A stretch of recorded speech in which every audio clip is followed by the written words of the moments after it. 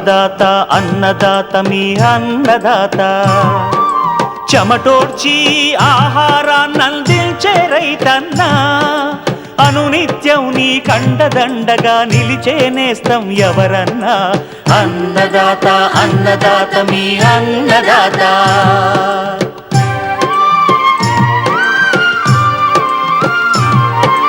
నూతన రీతుల సాగుబడికి నూరింతలు పెరిగే దిగుబడికి సూచనలిచ్చే సస్య రక్షణకు పశు పోషణకి శాస్త్ర విజ్ఞానం అందించి ముందుకు నడిపే తెలుగు రైతు భారతదేశానికి మకుటం అయ్యేలా తీర్చిదిద్దే ఆశయంతో మిమ్ము మేలు కొలిపేది అన్నదాత అన్నదాత అన్నదాత మీ అన్నదాత అన్నదాత అన్నదాత మీ అన్నదాత. అన్నదాత ప్రేక్షకులకు నమస్కారం. ఈనాటి ముఖ్యాంశాలు. ఎల్నినో నేపథ్యంలో ఉత్తర తెలంగాణ జిల్లాల్లో వానాకాలం పంటల సాగు ఏడీఆర్ సూచనలు.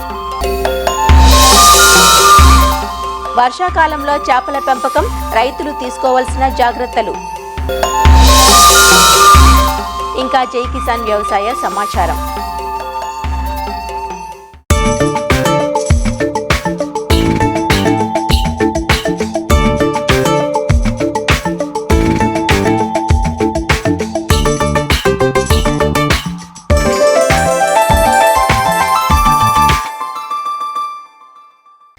ఉత్తర తెలంగాణ మండలం వ్యవసాయ ప్రాధాన్యమున్న ప్రాంతం.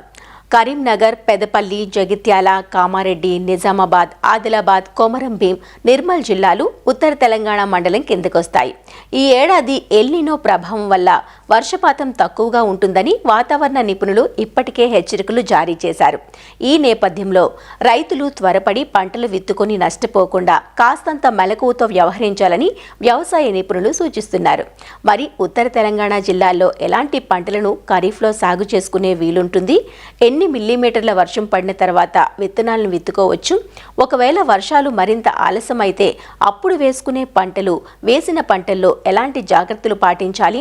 వర్షాభావ పరిస్థితుల్లో ఎలాంటి చీడపీడలు ఆశిస్తాయి అనే వివరాలను ప్రొఫెసర్ జయశంకర్ తెలంగాణ రాష్ట్ర వ్యవసాయ విశ్వవిద్యాలయం జగిత్యాల ప్రాంతీయ వ్యవసాయ పరిశోధనా స్థానం సహాయ సంచాలకులు డాక్టర్ ఏ వెంకటరెడ్డితో మా ప్రతినిధి గంగాధర్ ముఖాముఖిలో తెలుసుకుందాం. వానాకాల సీజన్ ప్రారంభమైంది. రైతులు వర్షాలు పడితే సాగుకు సన్నద్ధమవుతున్నారు. ఈ నేపథ్యంలో సాగు విధానము, రైతులు ఏం చేయాలి, రైతులు చేపట్టే పంటలు ఏ విధంగా చేయాలనే విషయము జగిత్యాల ప్రాంతీయ పరిశోధన స్థానం ఏడీఆర్ మన ముందు ఉన్నారు. ఆయన అడిగి తెలుసుకుందాం. సార్, ఇప్పుడు ఎలినో ప్రభావం అంటున్నారు, ఈ వర్షపాతం తక్కువ అవకాశం ఉందంటున్నారు. దీనిపై ఏం చేయాలి రైతులు? ఐఎండి వాళ్ళు కానీ మెట్రాలజీ డిపార్ట్మెంట్ వాళ్ళు చెప్తున్న సమాచారం ప్రకారం ఏంటంటే ఈ సంవత్సరం ఎల్నినో ప్రభావం ఉండి దాదాపు ఒక 9% వరకు కూడా వర్షాభావ పరిస్థితులు ఉండొచ్చు అనేటువంటిది ఒకటి అంచనా వేస్తున్నారు. కాబట్టి మరి ఈ సంవత్సరం మనం జరుగుతుంటే చూడాలి. అంటే వర్షాలు అనేటువంటి తక్కువ పడడానికి అవకాశాలు ఉన్నట్టుగా చెప్పడం జరుగుతూ ఉన్నది. కాబట్టి తప్పకుండా రైతు సోదరులు దీని మీద కొంత అవగాహన పెంచుకొని మనం కొన్ని ముందు జాగ్రత్త చర్యలు, కొంచెం ఆలోచనతోటి వ్యవసాయం కనుక చేసినట్లయితే మనం పెద్దగా పంట నష్టపోకుండా బయటపడడానికి అవకాశం ఉంటుంది. తప్పకుండా ఎలాంటి పంటలు వేసుకుంటే రైతులకు ఉపయోగకరంగా ఉంటుంది? ఈ వరికి అనేటువంటిది నీరు అనేటువంటి చాలా అవసరం ఉన్నటువంటి పంట. ఇది దాదాపు 3 నెలల నుంచి 4 నెలల వరకు పొలంలో ఎప్పటికీ నీళ్లు ఉండే పంట. కాబట్టి భూగర్భ జలాలను మనం కాపాడుకోవాలనే ఉద్దేశంతో వరికి ప్రత్యామ్నాయంగా వేరే పంటలు సాగు చేసుకోవాలని సూచించడం జరిగింది. పప్పు దినుసు పంటలు కానీ, అదేవిధంగా నూనె గింజ పంటల వైపు కూడా దృష్టి మరల్చాలి. అదేవిధంగా కూరగాయ పంటల మీద కూడా రైతు సోదరులు చాలా దృష్టి పెట్టాల్సినటువంటి అవసరం ఉన్నది. ఎందుకంటే కూరగాయ పంటలన్నీ కూడా మనం చూస్తున్నాం, పట్టణాలకు కానీ గ్రామాలలో కానీ చూస్తున్నట్టు అన్ని కూరగాయ పంటలు చాలా మట్టుకు అన్నీ కూడా బయట నుంచి వస్తూ ఉన్నాయి. కాబట్టి అలాంటి పంటలు కూడా సాగు చేసుకోవడానికి అవకాశం ఉంది. అంటే మంచి మార్కెట్ ధర వచ్చే ఎలాంటి పంటలు వేసుకుంటే బాగుంటుంది? మార్కెట్ ధరలు వచ్చే పంటలు ఏ విధంగా మీరు మన యూనివర్సిటీ తరఫున గుర్తించారు, వాటిని రైతులకు వివరిస్తారా? సాధారణంగా ఇప్పుడు ఎల్నినో ప్రభావంతో రకరకాల పరిస్థితులు ఉండడానికి అవకాశం ఉన్నది. జూలై 15 నుంచి 30 వరకు ఒకవేళ వర్షాభావ పరిస్థితులు ఉన్నా కూడా మనం సాధారణంగా వేసుకున్నటువంటి పంటలు వేసుకోవడానికి అవకాశం ఉంది. కానీ జూలై 30 తర్వాత వర్షాభావ పరిస్థితులు వచ్చి మనం వేసుకునేటువంటి వరి కావచ్చు, పత్తి కావచ్చు, మొక్కజొన్న వేసుకునేటువంటి అవకాశాలు కొంచెం తక్కువగా ఉంటాయి. కాబట్టి ఈ వరికి, పత్తికి అట్లాగే మొక్కజొన్నకి ప్రత్యామ్నాయంగా మనం పంటల సాగు చేసుకోవాలి. ప్రత్యామ్నాయ పంటలు సాగు చేసుకోవడమే కాకుండా ఒకవేళ మనము పంటలు కనుక వేసుకునేటట్లయితే దీర్ఘకాలిక రకాలు కాకుండా స్వల్పకాలిక రకాలను వేసుకోవడానికి మనం ఆలోచన చేయాలి. వర్షాభావ పరిస్థితులు కనుక వచ్చి మనం లేటుగా కనుక విత్తుకోవాలని అనుకున్నప్పుడు పత్తిలో కావచ్చు, మొక్కజొన్న కావచ్చు, వీటిలలో తప్పకుండా అంతర పంటలు అనేటువంటి సాగు చేసుకోవాల్సినటువంటి అవసరం ఉన్నది. ఎందుకంటే అనుకోకుండా బెట్ట వాతావరణ పరిస్థితులు వస్తే ఒక పంట పోయినా ఇంకొక పంట రైతుకు అక్కరకు వచ్చేటువంటి అవకాశం ఉంటుంది.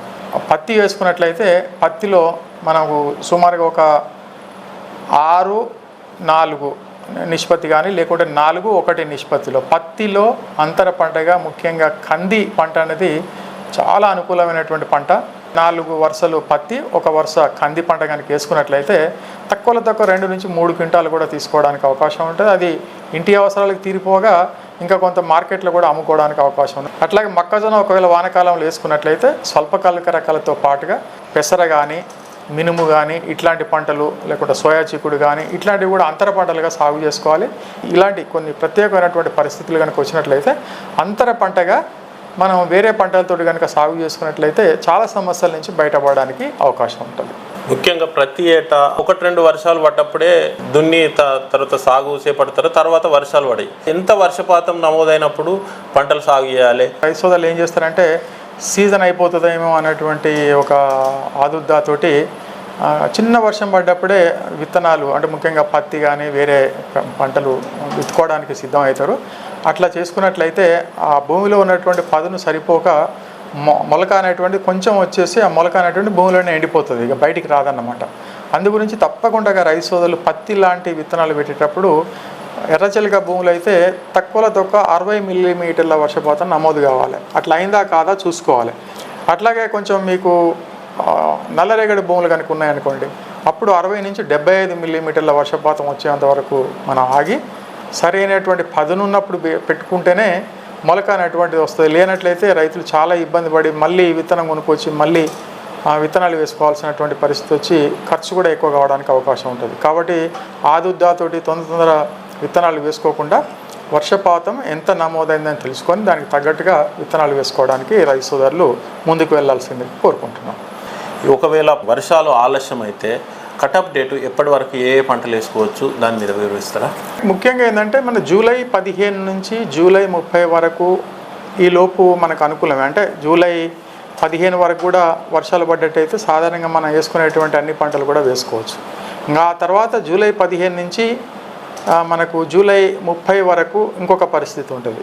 జూలై 30 వరకు కూడా మనం పత్తి కానీ మొక్కజొన్న కానీ ఇట్లాంటివి వేసుకోవచ్చు. కానీ దాంట్లో మనం దాదాపుగా ప్రభుత్వం కూడా అంటే మనం మెటలాజికల్ డిపార్ట్మెంట్ వాళ్ళు కూడా చెప్పేది ఏంటంటే విస్తీర్ణం అనేది తగ్గించుకోవాలి. దాదాపు ఒక 10% విస్తీర్ణం తగ్గించుకొని దాంట్లో స్వల్పకాలిక పంటలైనటువంటి పప్పు దినుసు పంటలు లాంటివి సాగు చేసుకోవాల్సిందిగా కోరుకోవడం జరుగుతూ ఉంది. అట్లాగే అంతర పంటలుగా ఇతర పంటలతోటి అంతర పంటలుగా సాగు చేసుకోవడంతో పాటుగా కొన్ని బెట్ట వాతావరణ పరిస్థితులు కనుక వచ్చినట్టు కొన్ని ప్రత్యేకమైనటువంటి యాజమాన్య పద్ధతులు ఆచరించాలి. ఆ యాజమాన్య పద్ధతులు ఏవైనా కూడా రైతు సోదరులు తప్పకుండా తెలుసుకోవాలి. ఈ ప్రత్యేకమైనటువంటి యాజమాన్య పద్ధతుల్లో మొట్టమొదటిది ఏంటంటే వర్షాభావ పరిస్థితులు కనుక ఉన్నట్లయితే భూమిలో ఉన్నటువంటి పదును అనేటువంటిది ఆరిపోకుండా ఉండడానికి దగ్గరలో అంతర కృషి చేసుకోవాలి. దీనివల్ల ఏంటంటే భూమిలో ఉన్నటువంటి ఏవైతే నీళ్లు తేమ బయటకు వచ్చేటువంటి రంధ్రాలు ఉంటాయి అవి పూడుకుపోవడం వల్ల ఏంటంటే తేమ అనేటువంటిది ఎక్కువ కాలం నిలబడడానికి అవకాశం ఉంటుంది. ఇక రెండవది ఏంటంటే బెట్ట వాతావరణ పరిస్థితులలో తేమ ఉండదు కాబట్టి భూమిలో ఉన్నటువంటి పోషకాన్ని లాగదు కాబట్టి మొక్కకు ఆ పోషకాలు అవసరం కాబట్టి మనం భూమి ద్వారా అందించడానికి బదులుగా మనం ఆకలి మీద పిచికారీ చేసేటువంటి నీటిలో కరిగేటువంటి ఎరువులను పిచికారీ చేసుకోవాలి. ముఖ్యంగా యూరియా లాంటి ఎరువు అయితే 1 లీటర్ నీటికి 20 గ్రాములు, లేదా పొటాషియం నైట్రేట్ అంటే మార్కెట్లో మనకు మల్టీకే అని పాలీఫీడ్ పేర్లతో దొరుకుతూ ఉంటాయి. అవి అయితే 1 లీటర్ నీటికి 10 గ్రాముల చొప్పున మనము వారం 10 రోజుల తేడాతోటి ఒక 2-3 సార్లు కనుక పిచికారీ చేసుకున్నట్లయితే ఈ పోషకాల సమస్య అనేది లేకుండా ఎక్కువగా నష్టపోకుండా మనం మామూలు దిగుబడులు తీసుకోవడానికి అవకాశం ఉంటుంది. మూడవది చాలా ముఖ్యమైనది ఏంటంటే వర్షాలు పడనటువంటి బెట్ట వాతావరణ పరిస్థితులలో రసం పీల్చే పురుగులు అనేటువంటి చాలా ఎక్కువగా ఉంటాయి. ముఖ్యంగా మీరు పత్తి కనుక తీసుకుంటే దాంట్లో పేనుబంక కావచ్చు, లేకుంటే పచ్చదోమ కావచ్చు, తెల్లదోమ కావచ్చు, ఇట్లాంటివి రావడానికి అవకాశం ఉంటుంది. అట్లాగే వేరే పంటలలో కూడా మనకు రసం పీల్చే పురుగుల యొక్క ఉధృతి ఎక్కువగా అవుతుంది. కాబట్టి మన బెట్ట వాతావరణ పరిస్థితులలో రైతు సోదరులు తప్పకుండా ఈ రసం పీల్చే పురుగుల మీద కొంత నిఘా పెట్టుకొని ఆ పురుగులు ఆశించినాయని తెలుసుకున్న తర్వాత ఆ పురుగులకు సంబంధించినటువంటి సస్యరక్షణ మందులను సకాలంలో కనుక పిచికారీ చేసుకున్నట్లయితే ఎలాంటి ఇబ్బందులు లేకుండా మన పంటలో కొంత అయినా కూడా దిగుబడి తీసుకోవడానికి అవకాశం ఉంటుంది. ఇంకొక మూడవ ముఖ్యమైనటువంటి అంశం ఏంటంటే తక్కువ కాల పరిమితి గల రకాలను వేసుకోవాలి. అది పత్తి కావచ్చు, లేకుంటే మొక్కజొన్న కావచ్చు, ఇతర పంటలు ఏవైనా కూడా వీలైనంత వరకు తక్కువ కాల పరిమితి ఉన్నటువంటి రకాలను సాగు చేసుకోవడం, ఇలాంటి కొన్ని ప్రత్యేకమైనటువంటి యాజమాన్య చర్యలు పాటించినట్లయితే మనం ఆలస్యంగా విత్తుకున్నప్పటికీ కూడా బెట్ట వాతావరణ పరిస్థితుల్లో కూడా కొంత మన అంతర పంటలు సాగు చేసుకుంటూ నష్టపోకుండా మనం కొంత బయటపడడానికి అవకాశం ఉన్నది. ఈ వానకాలము సీజన్ దృష్టిలో పెట్టుకొని మన యూనివర్సిటీ తరపున రైతులకు సూచించే ముఖ్యమైన అంశాలు ఏంటి? ఈ ఐఎండి వాళ్ళు అంటే మెటలాజీ డిపార్ట్మెంట్ వాళ్ళు ఇచ్చేటువంటి ఏదైతే అడ్వైజరీ సర్వీసెస్ అంటే రైతులకు ఇచ్చేటువంటి సూచనలు ఏవైతే ఉంటాయో ముందుగా ఇచ్చేటువంటి సూచనలను ఎప్పటికప్పుడు గమనిస్తూ ఉండాలి రైతు సోదరులు తప్పకుండా. వర్షపాతం ఎంత నమోదైంది, ఉష్ణోగ్రతలు ఎంత ఉన్నాయి, ఇవన్నీ కూడా తప్పకుండా రైతు సోదరులు గమనించుకోవాలి.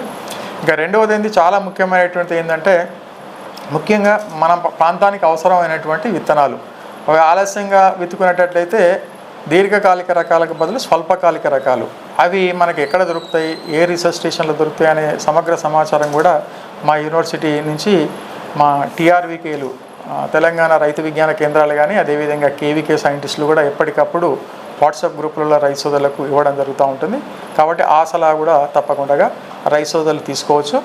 ఇంకా అనుకోకుండా ఏమైనా ఈ చీడపీడల సమస్య కనుక వచ్చినట్లయితే దగ్గరలో ఉన్నటువంటి వ్యవసాయ అధికారిని కానీ లేకుంటే మా టీఆర్వీకే కానీ లేకుంటే కేవీకే సైంటిస్టులను ఎప్పటికప్పుడు సంప్రదిస్తూ ఆ పురుగులకు సంబంధించినటువంటి సస్యరక్షణ మందులు ఏవి పిచికారీ చేసుకుంటే బాగుంటాయో తెలుసుకొని వాటిని మాత్రమే పిచికారీ చేసుకున్నట్లయితే చాలా సమస్యల నుంచి బయటపడడానికి అవకాశం ఉంటుంది. రైతులు తొందరపడి పంటలు వేసుకోవద్దు. వర్షపాతము పూర్తి స్థాయిలో వర్షపాతం నమోదైనప్పుడే పంటలు వేసుకొని తగు జాగ్రత్తలు తీసుకున్నప్పుడే మంచి దిగుబడులు సాధించవచ్చని తెలుపుతున్నారు. గంగాధర్, ఈటీవీ అన్నదాత, జగిత్యాల.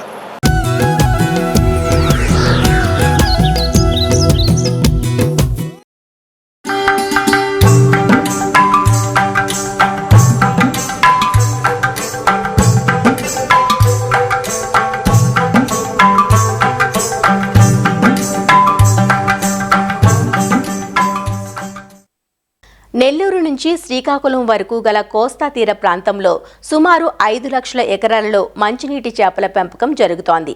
వేసిన చేప పిల్ల పరిమాణం బట్టి 1 ఎకరాలో 3000 వరకు పిల్లను వదిలి 4 నుంచి 6 టన్నుల చేప దిగుబడిని 6 నుంచి 10 నెలల పెంపకాలంలో సాధిస్తున్నారు. సాధారణంగా చేపల పెంపకం 365 రోజులు కొనసాగుతూనే ఉంటుంది. అంటే ఏ కాలంలో చూసినా చేపలు అన్ని దశల్లోనూ కనిపిస్తాయి. అయితే అధిక శాతం చెరువుల్లో జూన్ జూలై మాసాల్లో పిల్లను నిల్వ చేస్తూ ఉంటారు.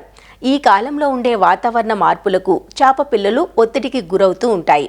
మేఘావృత వాతావరణం, చిరుజల్లులు, తగ్గిన ఉష్ణోగ్రతలు, గాలిలో పెరిగిన తేమ శాతం వల్ల చెరువు నీటి గుణగణాల్లో మార్పు వచ్చి ప్రాణవాయువు లోపం తలెత్తుతుంది. దీనికి తోడు వ్యాధులు ఆశించి చేపలు చనిపోవడం కూడా చూస్తూ ఉంటాం. మరి ఇలాంటి పరిణామాలు తలెత్తకుండా ప్రస్తుత సమయంలో చెరువుల్లో ఎలాంటి ముందు జాగ్రత్తలు తీసుకోవాలో ఆచార్య ఎన్జీ రంగా వ్యవసాయ విశ్వవిద్యాలయం, పశ్చిమ గోదావరి జిల్లా ఉండి కృషి విజ్ఞాన కేంద్రం మత్స్య శాస్త్రవేత్త డాక్టర్ ఏ శ్రీనివాస్ నుంచి తెలుసుకుందాం. మనకేంటంటే ఇప్పుడు అంతా కూడా మనకు ఎండలన్నీ తగ్గి మనం వర్షాకాలంలోకి అడుగు పెడుతున్నాం. ఈ సమయంలో ఏంటంటే మనకి చేపల చెరువుల్లో ఏ విధమైన చర్యలు తీసుకోవాలని ఆలోచించినట్లయితే ముఖ్యంగా ఈ వర్షాలు పడినప్పుడు ఏమవుతుందంటే ఇంతవరకు ఎండ ఉండి ఒకేసారి కానీ మనకి వర్షం కానీ పడుతుంటే మనకి చేపల చెరువుల్లో తేడా వచ్చే అవకాశం ఎక్కువగా ఉంది. ఒకటి ఏంటంటే దీంట్లో నీటి నాణ్యతలో లోపం రావడం, ముఖ్యంగా ఆక్సిజన్ లోపం అనేది రావడం జరుగుతుంది. ఆ తర్వాత ఏంటంటే ఈ ఎక్కువగా కూడా వ్యాధులు కూడా రావడం జరుగుతుంటుంది. ఈ వర్షాకాలం వచ్చేసరికి మన చేపల చెరువులో నీరంతా కూడా మనకి 6 అడుగులు మించి ఉంటుంది. మనకి అధిక వర్షాలు కానీ పడినట్లయితే మాత్రం ఆ నీరు ఇంకా ఎక్కువైతున్నట్టు మాత్రం మనకి 1 అడుగు మనం తగ్గించుకొని మనం ఆ వర్షాల లెవెల్ని మనం ఏర్పాటు చేసుకోవాలి. ఈ నీటిలో కానీ మనం చూసుకున్నట్లయితే ఈ చేపల చెరువులు అయితే మనం ముఖ్యంగా 3 గుణాలు మనం గుర్తుంచుకోవాలి. ఒకటి ఆక్సిజను, తర్వాత pH, దీంతోపాటు అమ్మోనియా. వర్షాకాలంలో చూసినట్లయితే ఎక్కువగానే వర్షం పడుతుంటే pH అనేది తగ్గుతుంది. ఈ pH యాక్చువల్గా ఏంటంటే మనకి 7.5 నుంచి 8.5 మధ్య ఉండాలి. తర్వాత ఆక్సిజన్, ముఖ్యంగా నీట కరిగిన ప్రాణవాయువు. ఈ ప్రాణవాయువు అనేది మనం కానీ చూసినట్లయితే 5 ppm కంటే ఎక్కువ ఉండాలి. ఎప్పుడైతే మనకి 5 ppm తగ్గింది, అది 3 ppm కంటే బాగా తగ్గినట్లయితే అప్పుడు మనకి చేపలన్నీ పైకి వచ్చి మనకు ముట్లెత్తి ఆక్సిజన్ తగ్గిందని చెప్పి మనకు తెలుస్తుంది. అంతవరకు మనం దీన్ని గమనించం.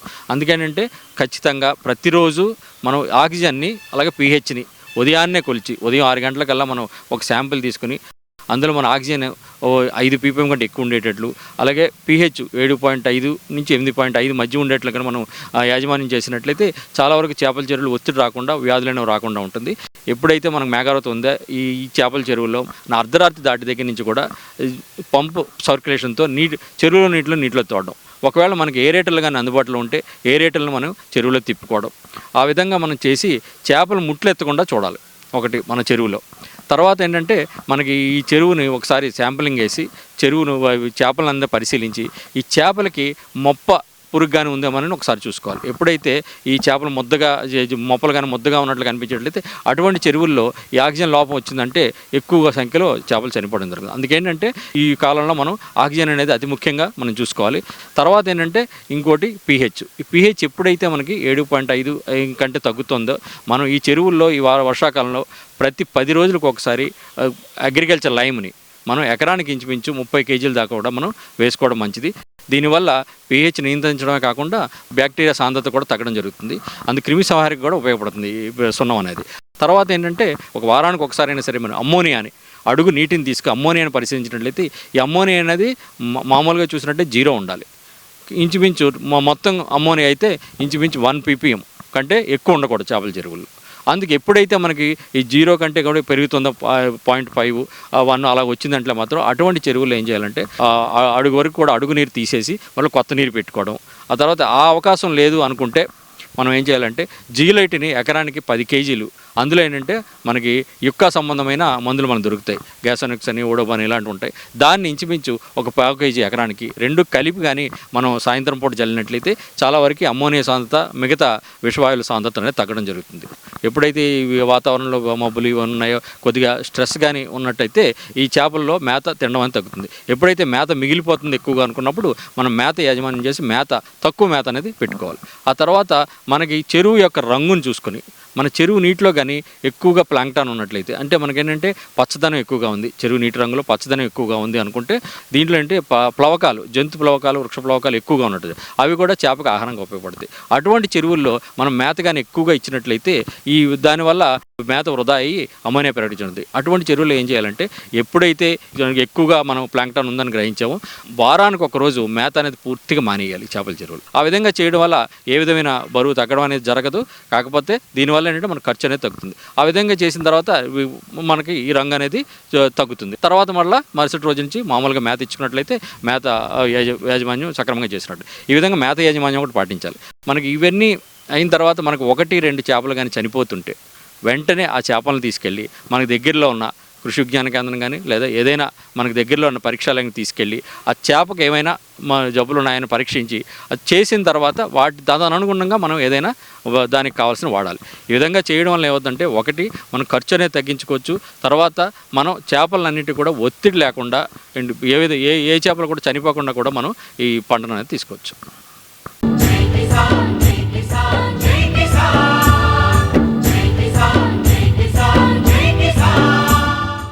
వ్యవసాయ సమాచారం ఇప్పుడు జై కిసాన్లో చూద్దాం. డాక్టర్ బిఆర్ అంబేద్కర్ కోనసీమ జిల్లా అంబాజీపేట మండలంలోని పుల్లేటుకుర్రు, వ్యాఘ్రేశ్వరం గ్రామాల్లో కొందరు మహిళా రైతులు సహజ పద్ధతుల్లో పంటలు సాగు చేస్తున్నారు. సాగు ఆశాంతం, కషాయాల తయారీ, సహజ ఎరువుల వాడకంతో ఆరోగ్యకర దిగుబడులు తీయగలుగుతున్నారు. ఏటా ఖరీఫ్ సాగుకు ముందు ప్రకృతి సేద్య విభాగం అధికారుల సూచనలతో పీఎండీఎస్ విధానాన్ని అమలు చేస్తున్నామని, ఈ విధానంతో నేల సారం పెరగడంతో పాటు పెట్టుబడులు సైతం తగ్గుతున్నాయంటూ మహిళా రైతులు హర్షం వ్యక్తం చేస్తున్నారు. గత 5 సంవత్సరాలుగా ప్రకృతి వ్యవసాయం చేస్తున్నానండి. ప్రకృతి వ్యవసాయం ముందు 18 రకాల విత్తనాలు వేసుకుంటామండి మేము, పీఎండీఎస్ విత్తనాలని. ఈ 18 రకాల విత్తనాలు వేసుకోవడం వల్ల ప్రకృతి వ్యవసాయం చేయడానికి మాకు ఎక్కువగా ఖర్చు లేకుండా మాకు ఎరువులు అవి వాడకుండా ఇవి చాలా కలిసి వస్తుందండి. వేసుకోవడం వల్ల నేల సారవంతంగా ఉండి మాకు ఎటువంటి ఎరువులు వాడకుండా అధిక దిగుబడులు కూడా మాకు ఈ పిఎండిఎస్ వేసుకోవడం వల్ల మాకు అది వస్తుందండి. మేము ఇంట్లోకి సరిపడా ధాన్యాన్ని తీసుకోగా మిగిలిన ధాన్యాన్ని అమ్మడం జరుగుతుందండి. మేము గత 7 సంవత్సరాలుగా ప్రకృతి వ్యవసాయం చేస్తున్నాను. ఏంటంటే పిఎండిఎస్ వేసిన తర్వాత నాట్లు వేసే ముందు కలియ దున్నేసి నాట్లు అనేది వేస్తామండి. ఆఖరి దమ్ములో ఘనజీవామృతం వేస్తాము. ఊడ్చిన ఒక 21 రోజుకి నీమాస్త్రం అంటే వేపాకుల కషాయం అనేది మేము తయారు చేసి స్ప్రే చేస్తామండి. తర్వాత ఊడ్చిన తర్వాత అలాగా 15 రోజులకు ఒకసారి ద్రవజీవామృతం మేము స్ప్రే చేస్తామండి. ద్రవజీవామృతం అయితే గ్రోత్ ప్రమోటర్గా వరి బాగా ఎదుగుదలకి బాగా ఉపయోగపడుతుందండి. తూటికాడ కషాయం అయితే దోమకు బాగా ఉపయోగపడుతుందండి. అన్ని రకాల వ్యాధులకి పురుగులకి దశపర్ణి కషాయం అనేది బాగా ఉపయోగపడుతుందండి. అలాగే మనం గింజ పాలు పోసుకునే దశ వచ్చేసరికి సప్తధాన్యకల కషాయం కడతామండి. ఇలా చేసుకుని మేము ఎటువంటి పురుగు మందులు రసాయన ఎరువులు కూడా మేము వాడకుండా ఓన్లీ ఇలాగ ప్రకృతి వ్యవసాయం కషాయాలు ఆకులు మనకి ప్రకృతిలో దొరికే ఆకులు అలమట్లతోనే మేము తయారు చేసి కషాయాలు పంటల మీద పిచికారీ చేయడం అనేది జరుగుతుందండి. నేను గత 5 సంవత్సరాలుగా ఈ ప్రకృతి వ్యవసాయం చేస్తున్నానండి. మహిళా రైతుగా మేము ఏటీఎం మోడల్ అనేది ఒకటి వేసుకుంటున్నామండి.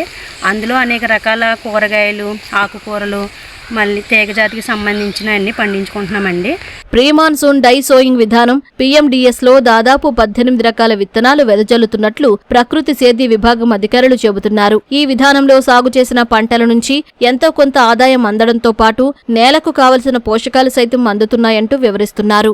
మేము రైతుల చేత PMDS అని ప్రీ మాన్సూన్ డ్రై సోయింగ్ అని దాల్వా కోత కోసిన వెంటనే మేము కోత కోయడానికి ఒక వారం రోజుల ముందు మేము చేలో జల్లుకుంటామండి. జల్లుకోవటం వల్ల భూసారం పెరుగుతుంది, అలాగే పర్యావరణాన్ని కాపాడగలుగుతున్నాం. ఎలోనా ప్రభావం ఇప్పుడు మనకి చాలా ఎక్కువగా ఉంటుంది అంటున్నారు. ప్రతి రైతు ఇది వేయటం వల్ల ఎలోనా ప్రభావాన్ని కూడా కొంచెం వరకు తట్టుకోవచ్చని చెప్తున్నారని శాస్త్రవేత్తలు. అయితే ఇది వేయటం వల్ల యూరియాని తగ్గించవచ్చు, రైతు యూరియా కూడా దొరకట్లేదని ప్రభుత్వానికి యూరియా మీద చాలా సబ్సిడీ ఇస్తున్నామని ప్రభుత్వం చెప్తుంది. అది తగ్గించాలంటే ప్రతి రైతు PMDS చేసుకోవడం వల్ల భూమి సారాన్ని కాపాడుతాము. అలాగే చాలామంది కలుపు మందులు కొట్టేయడం వల్ల భూసారం పాడవుతుంది. దానివల్లే అనేక మందికి క్యాన్సర్ వ్యాధులు లాంటి భయంకరమైన వ్యాధులు వస్తున్నాయని చెప్తున్నారు. ప్రతి ఒక్కరూ PMDS అనేది వేసుకుని భూసారాన్ని పెంచడం వల్ల సూక్ష్మజీవులు అభివృద్ధి చెందుతాయి, భూమి ఆరోగ్యంగా ఉంటుంది. తద్వారా దాంట్లో తినే పంట మనం తినడం వల్ల మనం కూడా చాలా ఆరోగ్యంగా ఉంటామని ఈ PMDS అనేది భారీ ఎత్తున చేయడం జరుగుతుందండి. పెరుగుతున్న ప్రతికూలతలతో సాగు ఖర్చులు భారంగా మారుతున్న ప్రస్తుత తరుణంలో సహజ సేంద్రియ విధానాలను ఆచరిస్తే భూమికి సారంతో పాటు రైతుకు ఆదాయం పెరుగుతుందంటూ నిపుణులు సూచిస్తున్నారు. మరిన్ని విభిన్న అంశాలతో రేపటి అన్నదాతలో మళ్ళీ కలుసుకుందాం. నమస్కారం. అన్నదాతలు తమ సందేహాలు, సమస్యలను 1800-425-4085 టోల్ ఫ్రీ నంబర్లో ఉదయం 10 నుంచి 11 గంటల మధ్య పని దినాలలో సంప్రదించగలరు. ఈ కార్యక్రమాన్ని యూట్యూబ్లో www.youtube.com/అన్నదాత ఈటీవీ లింక్ ద్వారా వీక్షించవచ్చు.